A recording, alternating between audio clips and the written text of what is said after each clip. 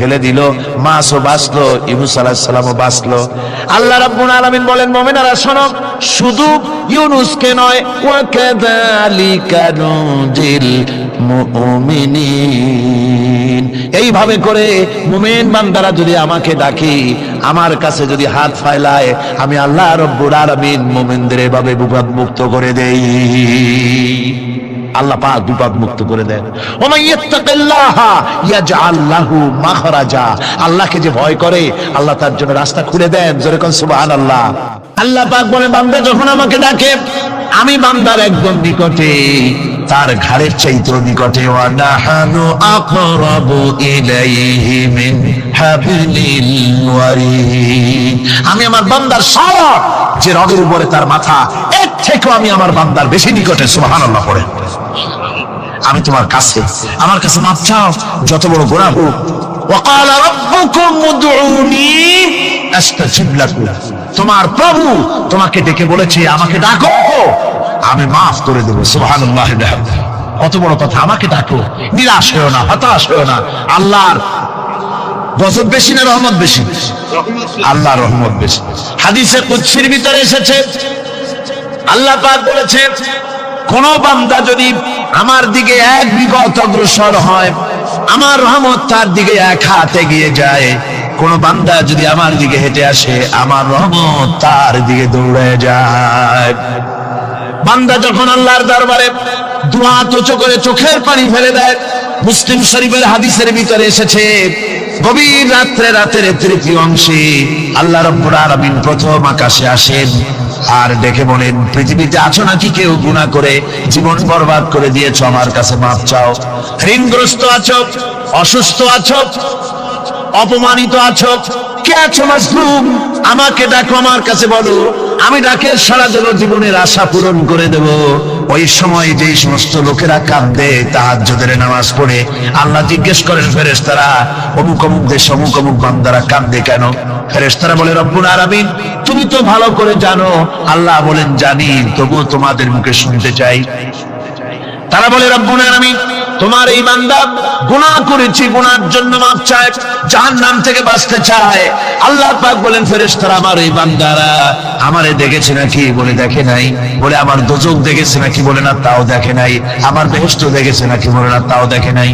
আল্লাহ পাক বলেন, ফেরেশতারা সাক্ষী থাকো, ওরা আমাকে দেখে নাই, আমার বেহেশত দোজখ কিছুই দেখে নাই, শুধুমাত্র আমার নবীর কথা, আমার কোরআনের কথা বিশ্বাস করে আরামের ঘুমকে হারাম করে যেভাবে তারা কাঁদতেছে, সাক্ষী থেকে যাও ফেরেশতারা, আমার রহমতের দরিয়ায় জোশ মেরেছে, আমার ওই ক্রন্দনরত বান্দাগুলিকে আমি আল্লাহ মাফ করে দিলাম।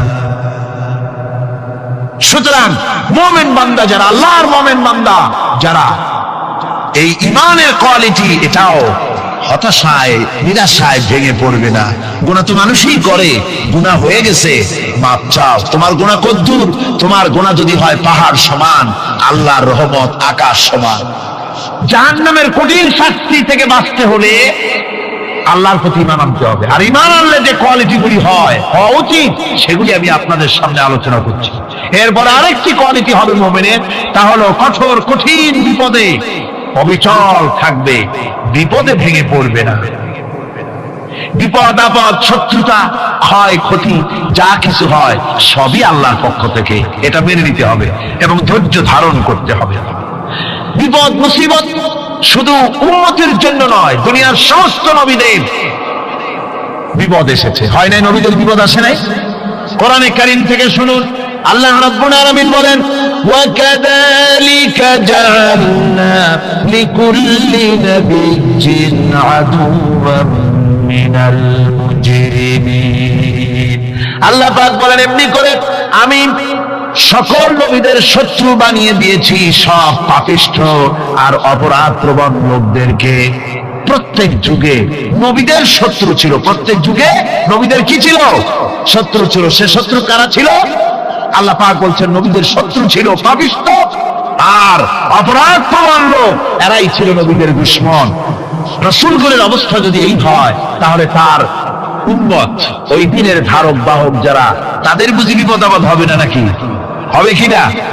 তো ইসলামের বিরোধিতা যারা করে, কোরআনের পরিভাষায় বলা হয়েছে ইসলামের দুশমন, নবীদের দুশমন।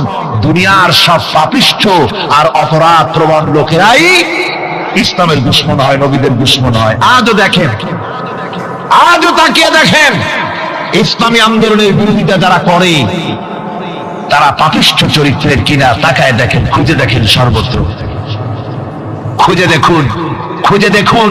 যারা ইসলামী আন্দোলনের বিরোধিতা করে, যারা ইসলামকে মিটিয়ে দেওয়ার চেষ্টা করতেছে, যারা ইসলামকে মৌলবাদ বলে, ইসলামকে সাম্প্রদায়িক বলে, কোরআনে কারীমের কথা কত স্পষ্ট যে নবীদের দুশমন হয়, ইসলামের দুশমন হয় মুজরিম লোকেরা, অপরাধ প্রবণ আর পাপিষ্ঠ লোকেরা। আজও আমরা দেখতে পাই এই শ্রেণীর লোকেরা পাপিষ্ঠ এবং সবচাইতে সমাজের নিকৃষ্ট ধরনের চরিত্রহীন লোক। নামাজ নাই। আপনি খুঁজে দেখেন ইসলামী আন্দোলনের বিরোধিতা যারা করছে, যারা নেতৃত্ব দিচ্ছে, নামাজ নাই, রোজা নাই, চরিত্র নাই, হজ নাই, যাকাত নাই, মদ, জুয়া, জেনা, ব্যভিচার ইত্যাদিতে লিপ্ত। চেহারা দেখলে ছেলেপেলেরা 2 গ্লাস পানি খায় ভর চটে। কথা ঠিক কিনা কয়? এই হলো অবস্থা। মারে কেন? মুমিনদেরকে, পয়গম্বরদেরকে, সাহাবীদেরকে এবং ঈমানদারদেরকে মারে কেন? তার কারণ হচ্ছে আল্লাহ রাব্বুল আলামিন বলেছেন, ওয়া মা নাকামু মিনহুম ইল্লা আইয়ুমিনু বিল্লাহিল আজিজিল হামিদ।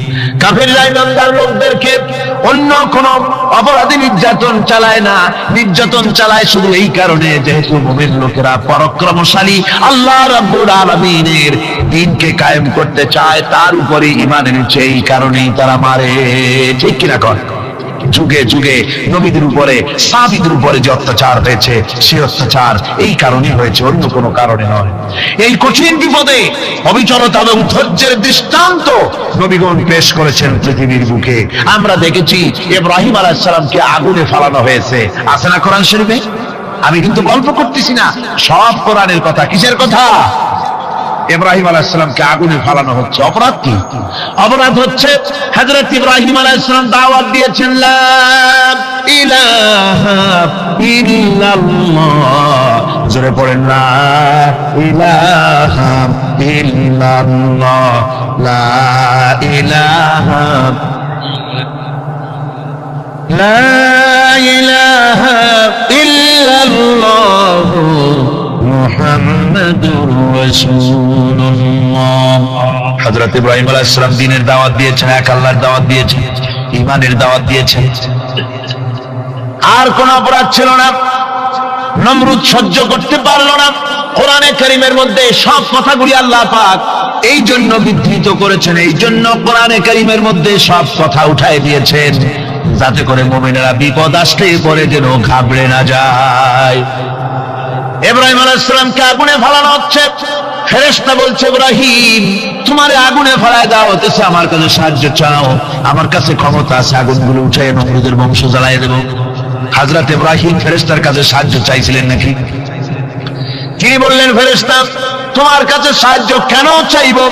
আমি তো এমন কোন অন্ধ আল্লাহর ইবাদত করি না যেই অন্ধ স্রষ্টা তার গোলামের দুঃখ দুর্দশা না দেখেন। আমি তোমার কাছে সাহায্য চাইব না। হযরত ইব্রাহিম আলাইহিস সালাম পাস করলেন। কি বলেন, পাস করছেন না?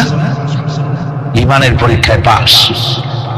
আগুনের মধ্যে হযরত ইব্রাহিমকে যখন ফেলানো হচ্ছে, রব্বুল আলামিন আগুনের প্রতি নোটিশ করে দিলেন, ইয়া নারু কুনি বারদাও ওয়া সালামান আলা ইব্রাহিম। আগুন আমার ইব্রাহিমের জন্য শান্তিদায়ক, ঠান্ডা হয়ে যা। এখন কি আর আগুনের বাপের ক্ষমতা আছে ইব্রাহিমকে পোড়ানো? আর ক্ষমতা নাই। আমার বন্ধুগণ, ইব্রাহিম আগুনের ভিতরে আরামে বসা আছেন, আর ওদিকে নমরুদ বসে বসে দেখতেছে দূর থেকে। ইব্রাহিম তো জ্বলে না, গায়ের মধ্যে আগুন জ্বলে গেল। ডাক দিয়ে কয়, আগুন তোর হলো কি? কেন জ্বালাইতে পারিস না আমার দুশমন রে? হলোটা কি তোর কি জ্বালানো শক্তি বন্ধ হয়ে গেল নাকি? আগুনের ভিতর থেকে জবাব এলো, নমরুদের আমার ভিতরে জ্বালানোর শক্তি আছে কি নাই যদি প্রমাণ করতে চাও, টেস্ট করতে চাও, তুই নিজে আয়, তোরে শুদ্ধ তামাম দুনিয়া জ্বালাই দিতে পারি, ইব্রাহিমের এক গাছা পশম জ্বালাই দিতে পারি না। তার কারণ হচ্ছে আমি হচ্ছি মাখলুক, আল্লাহ হচ্ছেন খালিক। আল্লাহ আমাকে বলেছেন না জ্বালাতে, তুমি 1000 বার বললেও আমি ইব্রাহিমকে জ্বালাইতে পারবো না।